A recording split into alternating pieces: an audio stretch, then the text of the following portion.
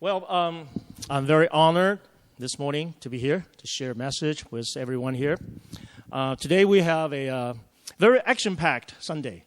Today we're going to have our communion, and after that, thank you. It's good to have a wife supporting you.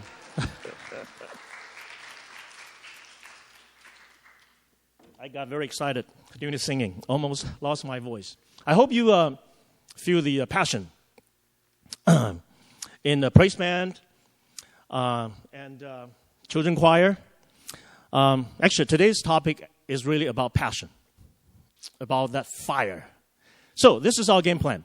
We're going to study a passage from the Bible and from the story about Jesus. We're going to try to understand some important Bible principles. That's step number one. Step number two, we'll try to apply those Bible principles to our daily lives. So very easy, 2 steps. All right, so are you ready? All right, good. So first of all, I would like to invite a special friend of mine to come up here to read a passage for me. Nick, come up here, please. All you can do here. Come here.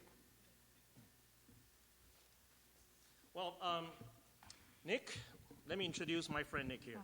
He was just, let me just speak real loud. He was just recently promoted to be a junior hire, and in September. So since then, he has been very faithfully attending Fridays Awana, Sunday school, and Sunday worship. And the reason that why I'm wearing this, let's come up here, let's everybody see us. We're matching. Let's show them this. Right? This is the track. All right? This is a track. The track is the brand new Friday night Awana program, focused on the junior hire. So I'm so grateful that Uncle Ridden and myself, we're teaming up on Fridays, and on Sunday, we're teaching the junior hire. All right? We're going through the book of Luke. The name of the team is called Track. Track means a journey. Uncle Ridden and myself, we have this passion in our hearts because we feel very strongly that junior hire at a person's life is very important. This is a time that you build character. This is a time that you build spiritual foundation. This is a time that you're going to get ready to go to that teenager, that line. Because when you cross the line, lots of challenges ahead, right? Parents, you know what I'm talking about. So that's why Uncle Ridden and myself, we devote this whole year, from September this year to August of next year, we're going to work hard. We're going to work real hard to be with this group of junior hire. We're going to study the book of Luke in detail. Nick, why are we studying the book of Luke? Because Because Luke is he's a doctor and he's very detailed. Exactly. Luke, there are 4 books that talk about the story of Jesus. Which 4 books? Matthew, Mark, Luke, and John. And the 4 authors, they have different angles to talk about the life of Jesus. Dr. Luke, he wrote a book of Luke. Because he is a doctor, so he's very detailed. The book of Luke is the most detailed book about Jesus. All right, that's why we're going through this book the whole year. All right, so I'm going to talk about that later on in my message. But let's go ahead and ask Nick to read this passage. We're going to read the book of John, chapter 2, verse 13 to 17. So I'm going to ask everybody to do this exercise. As we listen to the passage, I want everybody to use your imagination. Paint a picture, like a movie, in your head. All right? Give me all the details. People surrounding. Paint a picture. All right? Because after this, we're going to play a movie about this story. Let's compare. All right, let's compare your imagination and the actual movie. All right, Nick, go ahead. Okay. The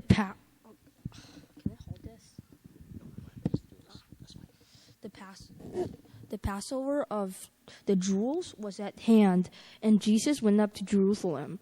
In the temple, he found these who were selling oxen and sheep and pigeons, and the money chargers sitting there. And making a whip of cords, he drove them all out of the temple. with the sheep and oxen. And he poured out the coins of the money changers and overturned their tables. And he told these who sold the pigeons, Take these things away. Do not make my Father's house a house of trade. His disciples remembered that it was written, Zeal for your house will consume me. Good job, Nick. Awesome. All right, great. Take a seat. That was very good. Okay, now we're going to play a movie. This movie is about the passage that Nick just read. So let's compare your imagination to the movie.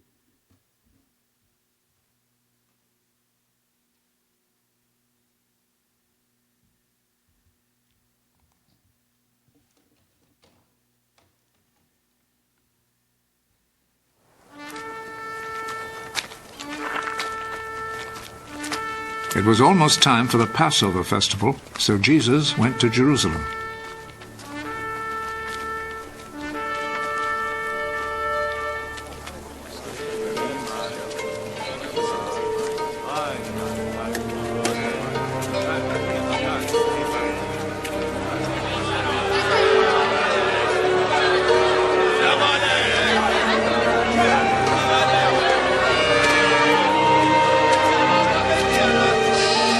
There in the temple, he found people selling cattle, sheep, and pigeons, and also the money changers sitting at their tables.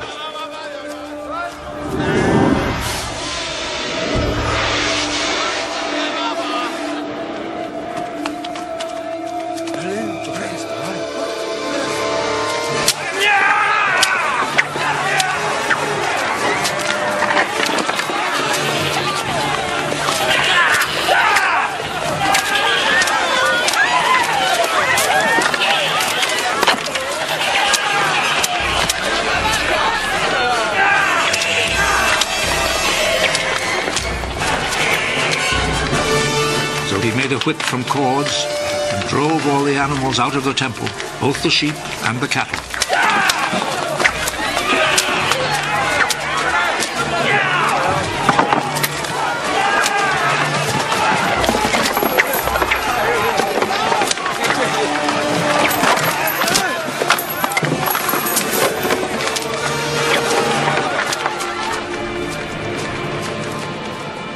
He overturned the tables of the money changers and scattered their coins. And he ordered those who sold pigeons, Take them out of here!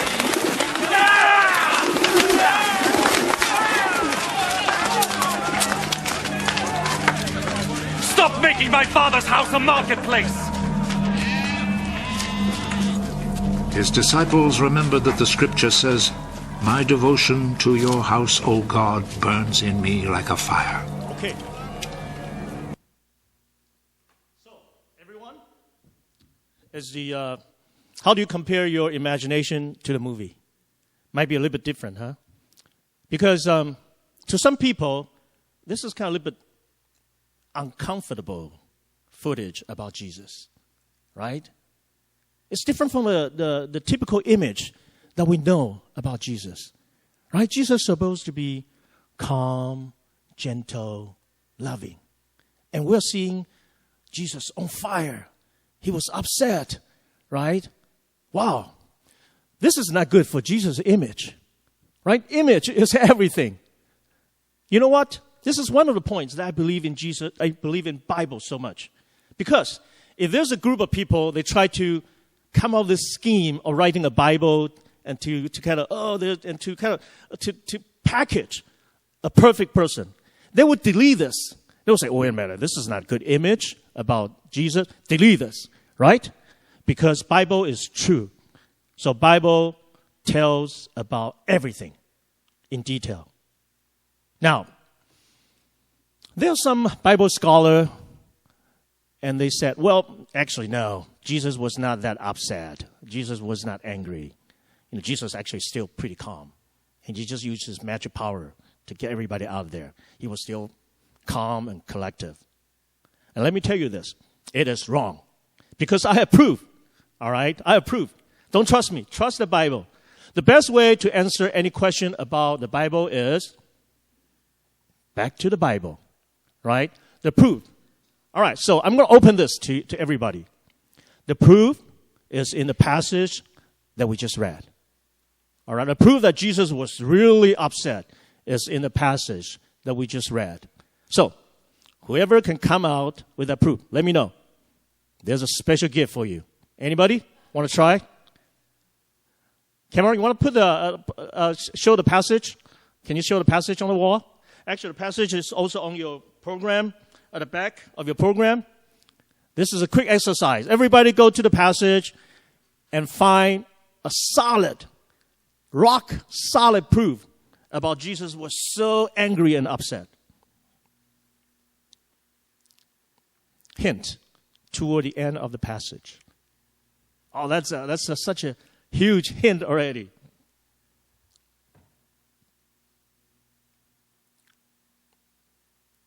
Yes, Nick?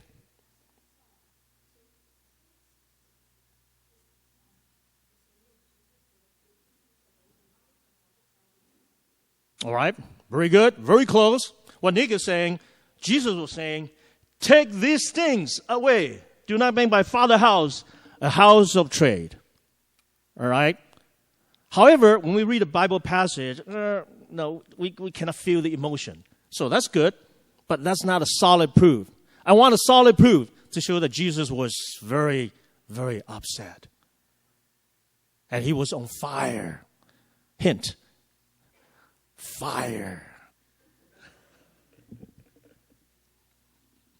I think Mark is getting it.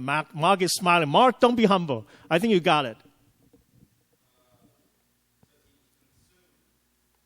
Exactly. Mark. Everybody put big hands for Mark. Exactly. See, the proof is verse 17. I have witnesses. 17. His disciples were there. His disciples saw what happened. His disciples saw Jesus use a whip and get everybody out of there. His disciples saw Jesus turn all the tables. And his disciples saw, whoa, our master is on fire. They saw that. That's why they remember, wow, in the book of Psalm, there's a verse, zeal for your house will consume me.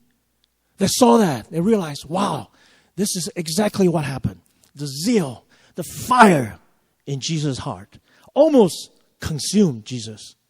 So everybody, brothers and sisters, Jesus was on fire. Okay, now, can Jesus be angry?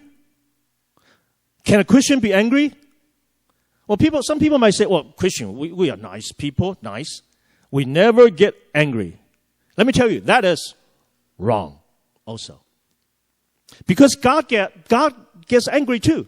I have proof. Don't trust me. Trust the Bible. In the Old Testament, there's a verse stating God is slow to anger. God is slow to anger. But God still get angry. But he is slow. Now, he won't get angry for small things. God will get angry with major things. That's why we need to examine this story and find out, wow, God is very, very concerned about certain issues.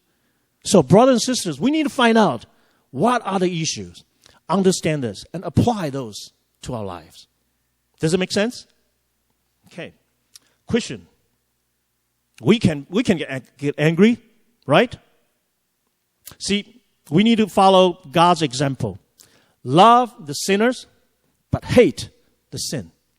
We should be angry about the sins in the world. We should be angry about the injustice in the world, right? That's called righteous angry. And with that, we can take action to make changes. Okay. So, why was Jesus so angry about this? Right? Let's examine what's going on. The story happened in Passover. It is one of the major religious holiday in Jews. That's for a week. In this special holiday, Jews from all over the world they would travel far away back to Jerusalem, to the temple, to worship God. So they need to offer some sacrifices to God. All right? Now, this is what's going on. This is a great business opportunity. This is time to make money for the vendors. Okay, this is what's going on. Some of them will bring their sacrifice and try to enter the temple. At the temple gate, there's an inspector, all right, a church worker. This person will inspect what you bring. See, you are supposed to bring the most perfect sacrifice. You know what? 99.9% of what you bring will be disqualified, all right, because it's imperfect. It's not perfect. So you need to leave your animals outside of the temple. Then you go to the courtyard, and you will see many, many stands out there. They're selling all the animals, sheep, oxen, and pigeons. So you can buy from those vendors. Now, the trick is the price is 10 times, 20 times higher, right? They are ripping off this faithful pilgrims. They are lying and cheating to these faithful people. Same thing for the money changers. See, you need to use temple currencies in the temple. So you travel from foreign country, whatever currency that you have is not valid. So you need to go to the money changers to exchange to the temple currencies. Here is not a business opportunity to make big profit. See, they will inflate the exchange rate, right? When you travel to foreign country, if people inflate the exchange rate, you're going to lose lots of money. And that's what they do. They cheat, they lie, and they rip up all these people. You know, all these pilgrims, they might be real poor people. This is once a year event, travel from far, far away. And all they want to do is to worship their God. And you have all these vendors, merchants, cheating, lying. In where? In the house of God. Okay. Obviously, Jesus was very upset about this. Now, there's another group of people that Jesus was very, very upset about. Okay, it is not written in the passage there. Okay, here's another opportunity for you to get a special prize from me. There's another group of people that Jesus was very upset about. Okay. Now, if you can find it out, you'll have a special gift after the service. Very good. Pharisees or the religious leaders. If you see the movies, those people, they wear nice robes. Those are the religious leaders, right? Their duty is to upkeep the temple, right? Manage all the activities, including worship activities in a temple. Do they know about this? Of course. They set it up. They knew all about this, right? They set up all the vendors, money changers, right? They collect tax from them for the upkeep of the temple. I don't know. Do they take money? All this money in their pocket? See, the profit is so high. And this group of religious leaders, their responsibility is to help people to worship God. That is the purpose of the temple. However, that place, that courtyard, is a place to pray, to worship God. Now it's becoming a marketplace, a place to cheat, a place to lie, a place to prevent people from worshiping God. No wonder Jesus was on fire. So, Jesus was on fire, number one, because of people are using God's temple to cheat and lie. Jesus was upset because these people, they don't care, right? They're saying to God, I don't care about you. I can cheat, I can lie, I can do whatever I want, even in your temple. It's a direct insult to God, right? They're saying, I don't care. They're saying, leave me alone. Parents, is that sounds familiar? Children sometimes will say, leave me alone. Or a more modern way of some children, they will say, whatever, right? It sounds like, you got to do like, whatever, right? Whatever, same thing. Leave me alone. I don't care. Imagine this. Parents, I'm going to play like parents. So let's say you are a dad, right? Your son, just stole money from a supermarket. And he's in a police station now. And, you are very, very sad. And you go to the police station. And the son is right here. Son, all I want you to be is an honest person. And the son said, whatever. What would you feel? Right? What? Let's say you are a young man. You love this girl so much. You're building up all this, finally, you're ready. You're ready to pop those 3 words, right? It's so hard for a man to say the 3 words. Finally, you're ready. You arrange for everything. Moon and flowers and everything, right? And you said, I want to say something from my heart. Oh, my soul. Oh, my heart. I love you. The answer is, whatever. Leave me alone. What would you feel? Right? Heartbroken. You know what, brothers and sisters? Actually, this is not a new thing. We've been saying to God, leave me alone all the time. In the beginning of history, remember in Genesis, God created this beautiful garden of Eden, right? It's a beautiful garden. It's perfect. Man, we are in charge of all creation in this beautiful place. It's a perfect world for us. The only thing that God mentioned to Adam and Eve is that you could enjoy everything in this beautiful garden that I create for you. However, there's a fruit, on this tree of life. Don't eat that fruit. Because the day you eat the fruit on the tree, you shall die. That's the only condition. And then what happened? Adam and Eve, what do they say? Whatever. Right? They said, leave me alone. I want to eat it. And what happened? They ate the fruit. And here we are, everyone.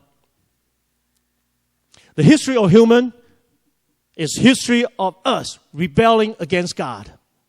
After that, sin came to this world. After that, we been killing each other, cheating, lying each other. All those major wars going on. We kill each other. We kill millions and millions of people. Even today, we are still fighting wars against the terrorists. That's because we say to God, I don't care. Leave me alone. Whatever. No wonder Jesus was on fire. He cares about us so much. That's why he was on fire. So, I hope we all understand why Jesus was on fire now. So those are the Bible principles. We need to examine our attitude toward worship. We need to examine our relationship with God. So let's do a quick exercise. Let's use our church as one example. Let's just pick any given Sunday. All right, let's see what's going on in this church. So Sunday morning, 6:50 a.m., sunrise, shining at this beautiful church. Pray God we have this beautiful church, right? And do you know who would open the door for the church?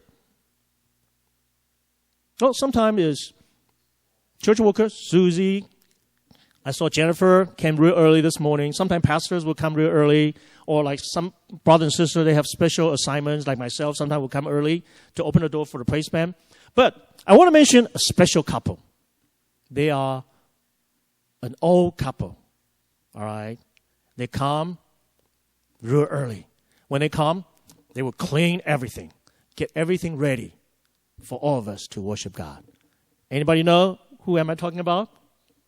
史伯伯 and 史公公. Yeah, 史妈妈, 史公公 and 史妈妈. Grandpa and Grandma 史. 史公公, Grandpa, will be celebrating his 90-year-old birthday pretty soon. 90-year-old.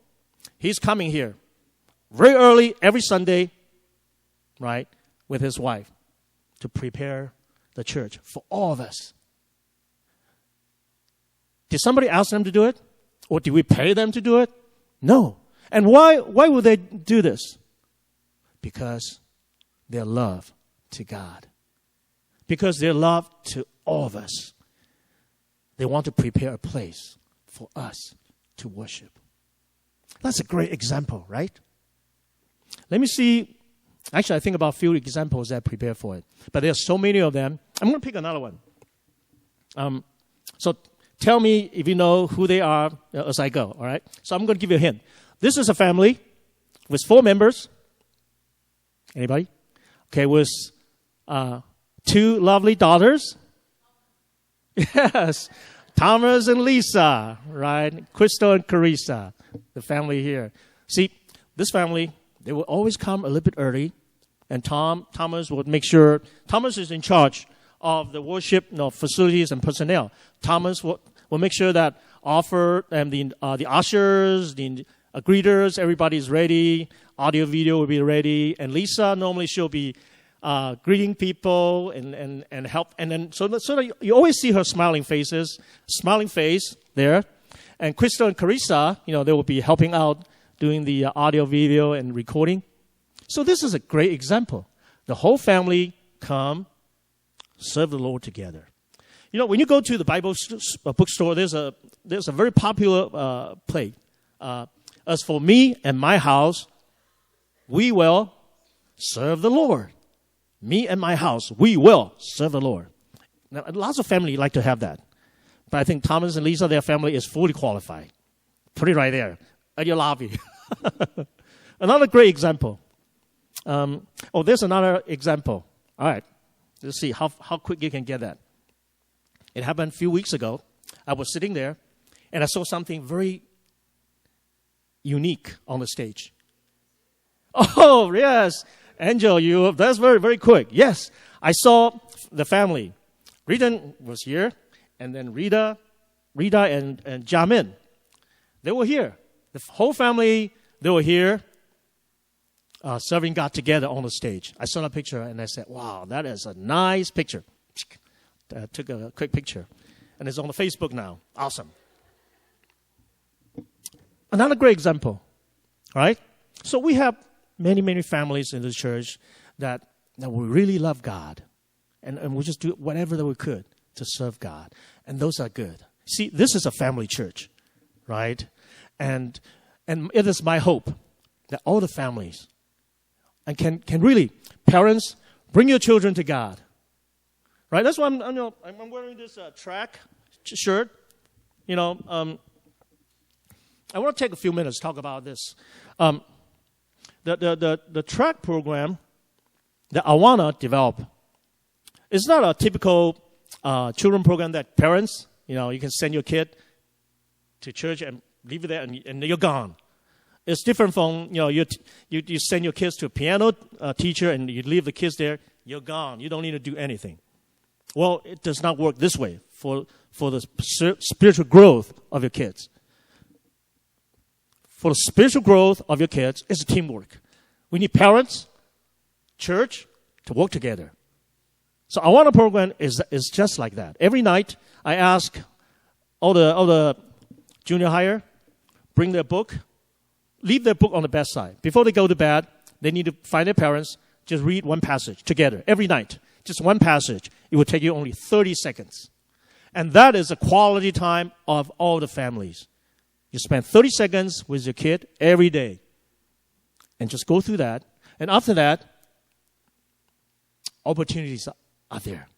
Whatever happened during daytime, whatever arguments, or what happened in school, or whatever, then you need to talk to your kids. it could take place right there. So I'm inviting parents, please, let's do this together. I know we all have different priorities for our kids. I know that there are some kids, they have Chinese school, sports program, and things like that during Sundays or Friday nights. But I sincerely urge the parents, think about priority. This is a time to build a solid foundation for your kids. All right? So that's my prayer to all the parents.